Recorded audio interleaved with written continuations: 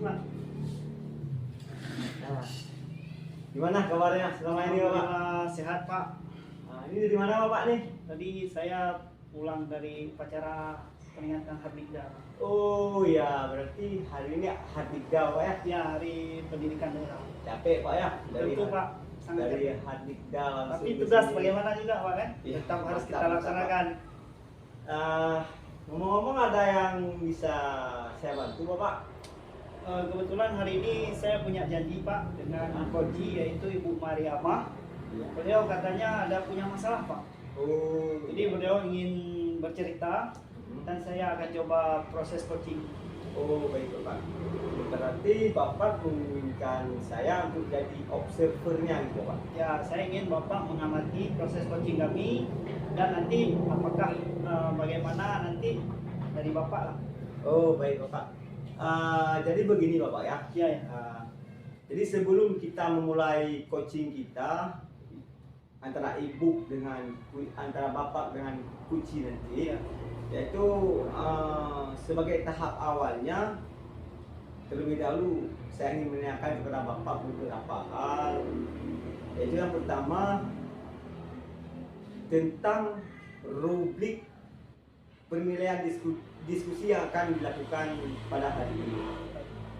Yaitu nanti rubriknya antara kunci sama kus, itu saya akan nilai itu sesuai dengan alur tirta Bapak. Bapak mengerti alur tirta?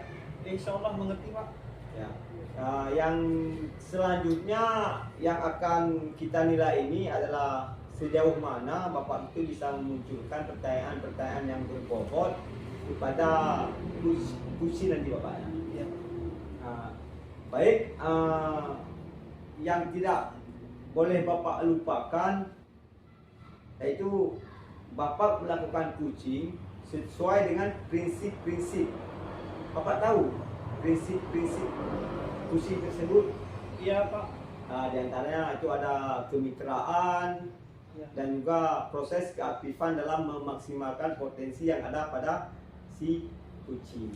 Nah, itu pertama sekali yang saya ingin ketahui dari Bapak ini, yaitu pada hari ini saat melakukan coaching itu kompetensi apa yang akan Bapak kembangkan pada kali ini Bapak? Jadi Pak, kompetensi pada coaching itu kan dia ada hadir penuh Pak ya. Ya, kehadiran penuh. Kehadiran penuh. Kemudian mendengarkan secara aktif. Iya. Dan terakhir memberikan pertanyaan berbobot. Nah, di sini yang ingin saya kembangkan itu adalah mendengar secara aktif dan memberikan pertanyaan berbobot. Oh iya. Jadi pada saat ini itu penilaian yang spesifik yang akan Bapak lakukan, mendengarkan secara aktif dan juga Pertanyaan berbobot. memberikan pertanyaan yang berbobot.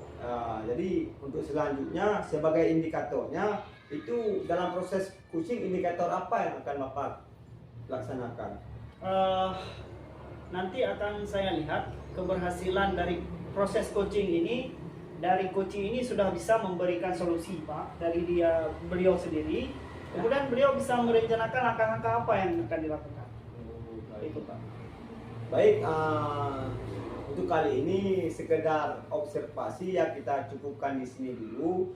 Untuk selanjutnya Bapak akan melakukan coaching antara Bapak dengan Ibu Mariamah nantinya, dan saya akan nilai itu sesuai dengan apa yang telah saya katakan tadi, berarti sesuai dengan prinsip coaching dan juga alur kertas. Baik Bapak. Terima kasih Pak.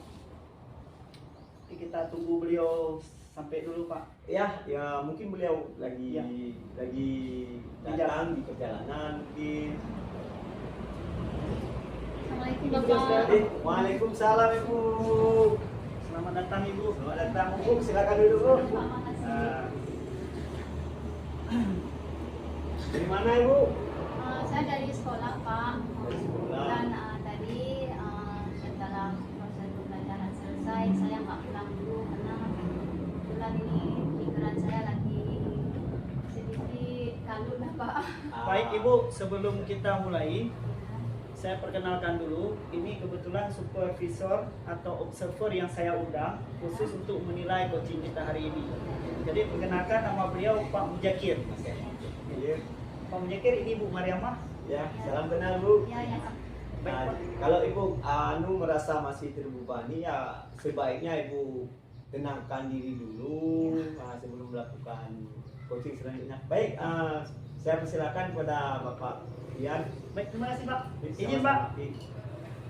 Baik, selamat siang Ibu Mariamah. Selamat siang Pak. Apa kabar hari ini? Alhamdulillah sehat. Sudah makan siang Bu? Sudah Pak, alhamdulillah sudah.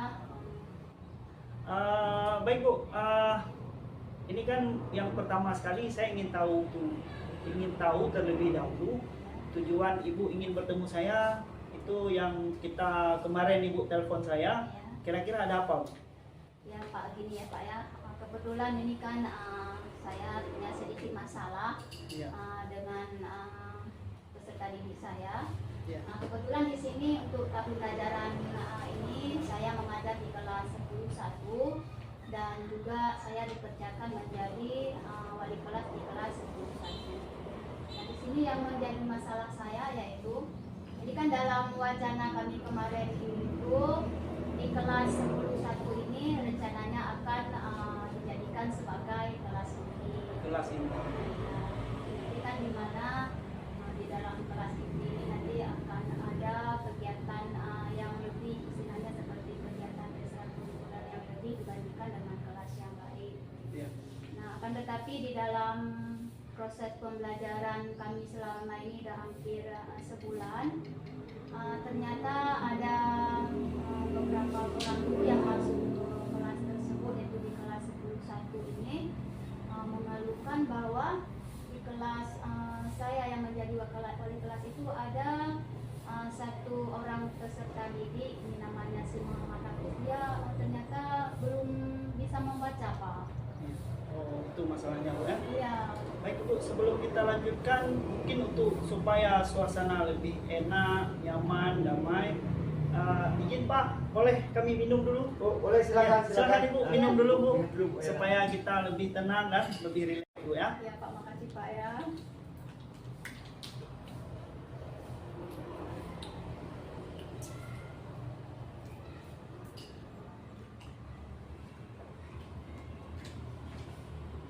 Nah, bagaimana perasaan Ibu sekarang? Lebih tenang atau gimana? Alhamdulillah udah agak sedikit lega Pak ya, apalagi udah jumpa dengan Bapak. Jadi Ini bisa curhat sedikit. berhubung cuaca juga agak sedikit panas, maka kita harus dingin Ibu.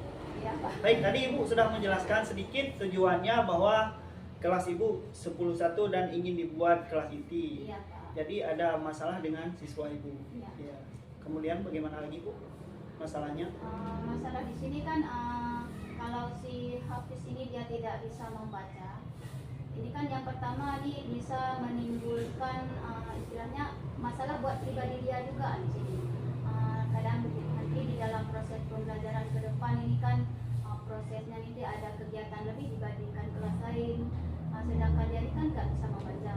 Jadi takutnya saya nanti malah menambah beban ke dia karena yang dijelaskan di sini yang untuk kelas inti ini ada kegiatan sorenya ada les bahasa Inggris, kemudian juga ada nanti menghafal Al-Quran.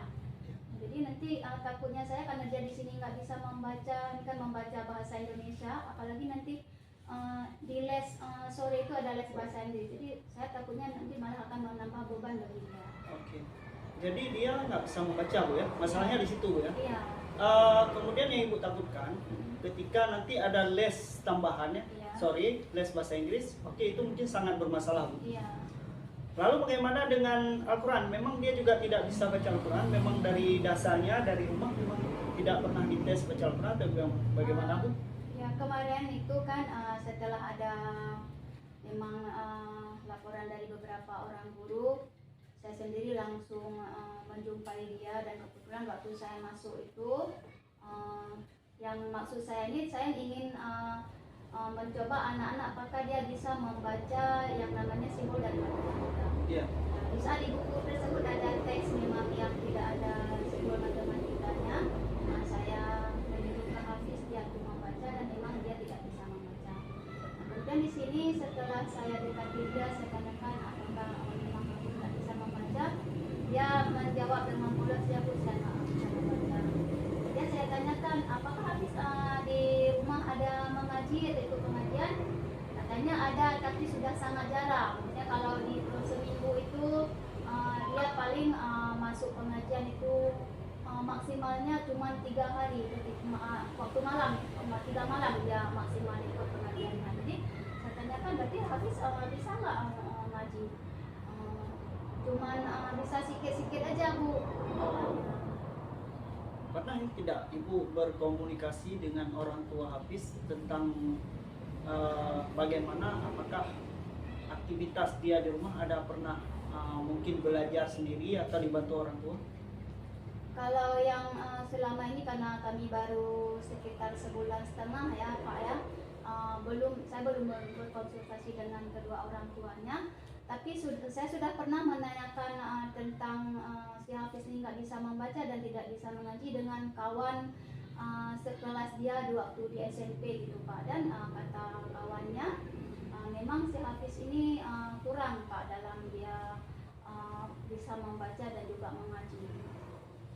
Bagaimana dengan orang tua mereka, si Hafiz ini? Apakah Ibu sudah mengenalnya? Kan selaku Ibu wali kelas tadi Ya. katanya. Biasa kan wali kelas dengan wali murid itu sudah mulai saling kenal. Apakah Ibu sudah membuat pertemuan? Kalau yang sebelumnya belum sih Pak, tapi ini kan kemarin kami ada rapat dengan komite sekolah dan kebetulan mamanya si Hafiz datang dan saya menjumpai secara khusus dengan mama si Hafiz ini. Saya katakan, Bu, nanti sehabis rapat dengan komite di sini, saya ingin berbicara khusus dengan Ibu mengenai si Hafiz. Dan mama si Hafiz ini kebetulan dia memang sengaja datang ke sholat di rapat, jadi dia menunggu saya sehingga waktu sehabis rapat dia langsung menjumpai saya. Dan saat menjumpai Ibu mengungkapkan masalah itu? Iya, setelah saya berjumpa dan ngobrol dengan mama Hafiz, saya menanyakan tentang keadaan si Hafiz di rumah, dan mamanya mengiyakan bahwa memang si Hafiz lambat dalam proses dia membaca, apakah itu membaca seperti biasa dan membaca Al-Quran, dan dia mengakuinya. Kemudian saya tanyakan ke dia, apakah Ibu pernah menemani Hafiz untuk belajar bersama? Katanya sih kalau dulu waktu dia SMP pernah, ya cuman di sini nampaknya di sini memang kalau dari penjelasan mama ini memang daya tangkapnya memang yang agak Pernah tidak Ibu menganalisa atau mengobservasi apakah memang ketidakmampuan si Hafiz ini murni dari dirinya atau ada faktor lain? Kalau kemarin saya tanyakan gini Pak, ini Hafiz kalau di rumah ada belajar sambil senyum-senyum, dia bilang kadang-kadang ada juga. Tapi kalau sekarang gimana? Selama sekolah di SMA ini, apakah Hafiz pernah mengulang pelajaran di rumah? Sambil senyum dia bilang, enggak Bu, karena terkadang di saat sehabis maghrib saya angkat pintu ngaji, saya dijemput oleh kawan buat keluar. Berarti ini kalau menurut penilaian Ibu ya, menurut yang Ibu lihat, Ya. berarti ini apakah ini 100% itu dari diri si Hafiz yang memang tidak peduli, atau ada faktor pengaruh teman-teman dia tadi? Saya rasa bukan memang 100% dari dia ya, tapi kalau memang kita lihat daya tangkapnya memang kurang juga ya, ini kan Ya. kita kadang kita nggak bisa memaksakan. Tapi ini saya rasa ini juga timbul dari masalah memang dia agak malas untuk berusaha. Saya rasa seperti itu. Kemudian ada juga dari pengaruh dari kawannya nih, pas dia misalnya habis maghrib kawannya datang menjemput, mengajak dia keluar. Si Hafiz punya saudara Bu, kakak, adik atau Kakaknya ada tapi yang udah berkeluarga, jadi nggak tinggal lagi sama si Hafiz. Untuk saat ini dia yang bungsu.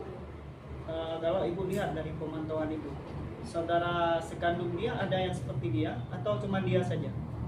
kalau dari ini pengamatan saya ini kan datangnya dari kemarin waktu jumpa dengan Mama Syafis ya. Katanya kalau kakaknya enggak bisa membaca dan bisa Normal, ya? mungkin ini karena si Hafiznya mungkin agak menamakan dia karena kemudian dia memang agak malas sehingga dia tidak bisa membaca. Baik, dari apa yang sudah Ibu amati, Ibu observasi dan hasil diskusi Ibu dengan orang tuanya, kira-kira apa yang Ibu rencanakan untuk si Hafiz ini? Rencana saya nih kan, ini sebenarnya saya sayang juga sama dia karena memang dia udah akrab dengan kawan yang ada di kelasnya ya. Iya. Ini saya sudah berkonsultasi dengan kemarin waka kesiswaan sama waka kurikulum.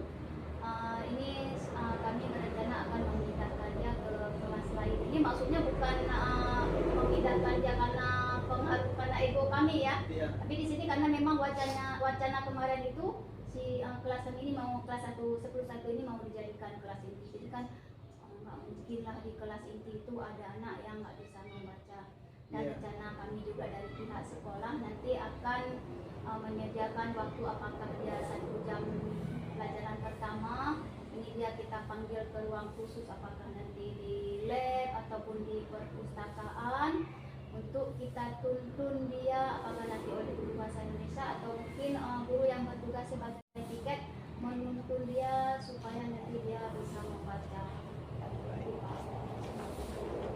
Jadi menurut Ibu mana yang lebih Ibu prioritaskan? Apakah memang memanggil dia, memberikan waktu untuk menuntun dia, atau memindahkan dia terlebih dahulu ke kelas lain? Jadi kalau di sini kan prioritas utama ini kan menurut kami yang setelah kami pikir ini sebaiknya kan dia kita pindahkan dulu karena nanti kalau lama kelamaan nanti dia kan akan membutuhkan waktu yang lama untuk kembali dia beradaptasi dengan kelas barunya. Nah, setelah nanti dia pindah ke kelas lain nanti baru kita panggil dia ke ruang khusus untuk kita tuntun sehingga nantinya insyaallah nanti dia bisa membaca. Oke, itu kan rencana Ibu ya? Iya. Nah, ketika Ibu sudah memindahkan dia ke kelas lain, kan wali kelasnya udah lain nih ceritanya, Iya. bukan Ibu lagi. Iya. Apakah Ibu yakin wali kelas dia yang baru itu akan setuju dengan ide Ibu? Nah ini kan sebelum kami di sini ya, kalau saya ini sebagai wali kelas dia yang pertama ya, saya sudah berkonsultasi dengan waka kurikulum, dengan waka kesiswaan. Nah, kami juga kemarin sudah memanggil wali kelas baru si Hafiz ini. Kemudian kami menceritakan tentang keadaan si Hafiz, dia tidak bisa membaca kan, istilahnya bukannya nggak mungkin pokoknya jangan dia di kelas 10 1 ini. Kemudian saya menjelaskan ke wali kelasnya dia yang baru ini bahwa si Hafiz ini memang dia tidak bisa membaca, tapi dalam keseharian dia punya akhlak yang sangat luar biasa. Jadi setidaknya walaupun dia tidak bisa dari kompetensi dia membaca, tapi dari sikap dia bagus, Bu ya? Iya, iya. Itu ada nilai plusnya. Iya, Baik. iya. Jadi ini kan tadi Ibu kan masih baru rencana nih, Iya. ya kan belum pindah nih? Ya belum. Ya belum. Ini kapan rencana kira-kira Ibu lakukan apa yang telah Ibu rencanakan ini? Apakah dalam minggu ini, bulan ini, atau bulan depan, atau kapan? Ini rencana kami secepatnya karena kan nggak mungkin berlarut-larut ya. Rencana kami insya Allah nanti di minggu depan ini kami akan memindahkan si Hafiz dan juga kami minggu depan ini juga akan langsung memanggil dia ke seperti yang saya sebutkan tadi, apakah ke lab atau ke perpus untuk kami bina dia supaya dia bisa membaca. Dan itu juga sudah Ibu sampaikan ke orang tua dia? Ya sudah kemarin Dan waktu tanggapan orang tua dia? tanggapan orang tua dia sangat bagus, dia Positif, juga ya? positif pokoknya kan dia dia nanti juga di rumah katanya juga akan berusaha menuntun si Hafiz ini untuk lebih baik lagi. Ya, karena begini bukan, Iya. maaf sedikit, mungkin kalau dari kita itu mungkin solusi yang paling bagus buat dia, tapi Ya. kan belum tentu dari orang tua dia bisa menerima. Jadi sebelum itu terjadi kita harus menghindari hal-hal yang kemungkinan yang nanti menimbulkan masalah baru. Ya, oke Ibu, saya rasa rencana Ibu sudah mantap sekali dan mungkin insya Allah bisa Ibu lakukan dengan baik bersama tentunya warga sekolah Ibu dan tidak ada masalah apa-apa. Nah, kemudian kapan ibu lakukan minggu depan ya? Ya, insya Allah minggu depan. Baik, kalau ibu lakukan minggu depan, berarti 1 minggu setelahnya saya akan kembali menghubungi ibu Iya. atau ibu menghubungi saya. Iya, ya, Pak. Itu ibu tolong katakan sejauh mana perkembangannya. Iya, Pak. Nah, kalau memang tidak ada masalah, alhamdulillah. Iya. Kalau ada masalah kita bicarakan kembali. Iya, Pak. Oke, Bapak, terima kasih atas waktunya. Pikiran saya jadi sedikit tenang ini, agar nanti saya bisa menempuh langkah-langkah yang sudah saya susun. Atas bantuan Bapak, terima kasih, sehingga saya bisa menemukan solusi yang terbaik untuk anak saya si Hafiz ini. Terima Ya, kasih banyak, sama-sama, Pak. Ya. sama-sama Bu. Terima Ya, kasih saya juga. pamit, Pak. Iya. Ya, mari Pak. Iya. Yuk, Ya, kasih mari Pak. Bu. Ya, permisi Pak. Yuk. Assalamualaikum. Waalaikumsalam warahmatullahi. Jadi Pak, begitulah kira-kira masalahnya yang sudah Bapak dengar sendiri Ya, dari Bapak. kuncinya. Baik Bapak, alhamdulillah kucingnya sudah berjalan dengan lancar. Berdasarkan dari pengamatan yang saya lakukan antara Gus sama Muci tadi, itu proses kucing yang Bapak lakukan itu ya sudah sangat baik, sangat luar biasa. Terima kasih Pak. Di mana Bapak itu menanyakan tujuan atas yang sudah disampaikan oleh kucing itu di saat Bapak menanyakan tujuannya, kucing dengan sangat jelas menyampaikan tujuannya itu apa. Jadi kucing itu datang ke sini dalam hal apa itu sudah sangat jelas. Yang kedua, dari segi identifikasi permasalahan, ya, ini sudah sangat baik. Di mana Bapak itu menggali problem ataupun dasar dari permasalahan yang terjadi Pada siswa itu. pada siswa tersebut, sehingga ibu itu menyadari apa yang harus dia lakukan, langkah apa yang harus dia tempuh, dan usaha apa yang akan dia rencanakan untuk kedepannya. Terus yang ketiga, di sini dengan sangat jelas Bapak juga sudah menanyakan kepada Kuce tadi, yaitu tentang penjabaran rencana yang akan dia laksanakan. Yaitu di sini Kuce juga sudah mengatur strategi atas tindakan apa dengan Bapak membangkitkan potensi yang ada pada Kuce tersebut, sehingga pelaksanaannya itu akan direncanakan oleh dunia sendiri dalam menyelesaikan permasalahan yang telah dia hadapi. Ya, terus yang selanjutnya itu tentang tanggung jawab. Karena setiap permasalahan tentunya kita harus punya rasa tanggung jawab. Benar Pak. Ya, nah di sini juga sudah sangat jelas itu Bapak tanyakan kepada Kuce tersebut tentang komitmen dia, kapan dia akan melaksanakan atau mengeksekusi rencana tersebut terhadap siswa yang bermasalah. Nah, ini sudah sangat baik sekali. Dan alhamdulillah pada kucing kali ini saya anggap Bapak itu sudah sempurna. Terima kasih Pak. Ya, saya harap ke depan itu katakanlah ada seminggu ke depan itu Bapak bisa panggil ulang si kucing tersebut, Bapak tanyakan itu secara santai saja apakah permasalahan yang dihadapi sudah bisa diselesaikan. Baik Pak. Nah, demikian Bapak. Ya. Terima kasih banyak Pak Ya, atas sama-sama, bantuannya, Pak. sudah mau mengobservasi tentang apa saya dengan Kuce tadi.